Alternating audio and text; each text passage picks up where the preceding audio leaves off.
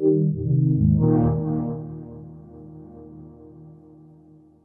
my name is Sergey Ganesian. I am a community manager at Frogwares, a game dev company from Kyiv, Ukraine. You guys are showing off the Sinking City here, which you showed at GDC. What's it been like seeing people here play your game for the second time? Because they were playing it at GDC as well. So yeah, we actually this is the demo that we showed at GDC. This is the demo that we show at E3 because we not only want to show off more of the mechanics that we have in the game. We actually want to see people's reaction when they play the game and people's feedback as well. You guys have had tremendous support from fans of the community for this game. What's that been like for your studio these past 4 years? So it's really awesome to work with the community. We actually engage them, constantly. We have contests with them. They help us, like for example, name our monsters or create collectibles in the game. And also based on their feedback, we change certain things in the game, like camera, for example, because what you see right now is not the final camera in the game. It will look different, and this is thanks to the community. Can you talk about how big your world is in scale-wise?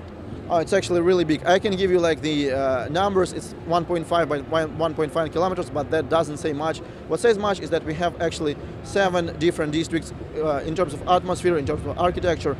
We have 4,000 buildings or around this number, when we have hundreds of enterable buildings that people will be able to enter and explore.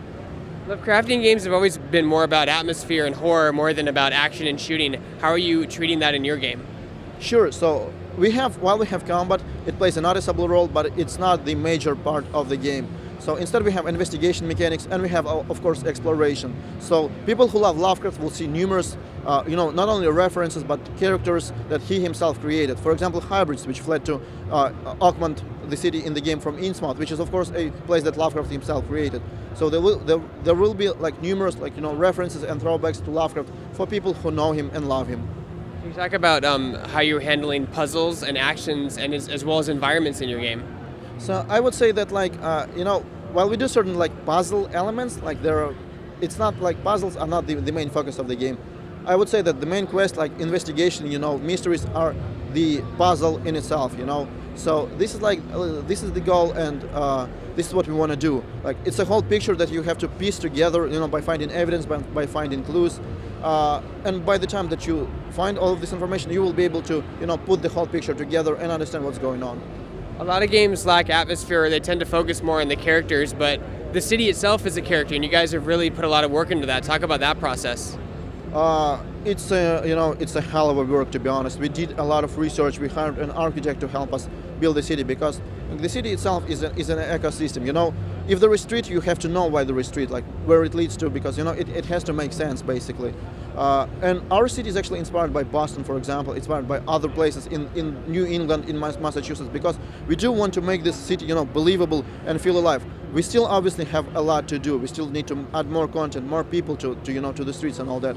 But our goal is to make a believable, but at the same time, Lovecraftian city. So what's it like working in an Unreal Engine, and what have they provided in terms of tech and support to help make this game a reality? So working with Unreal Engine is really cool for us, because we have done our previous Sherlock Holmes games in Unreal Engine as well. So we are quite comfortable with this engine. They give us, Unreal Engine people, they give us a constant support.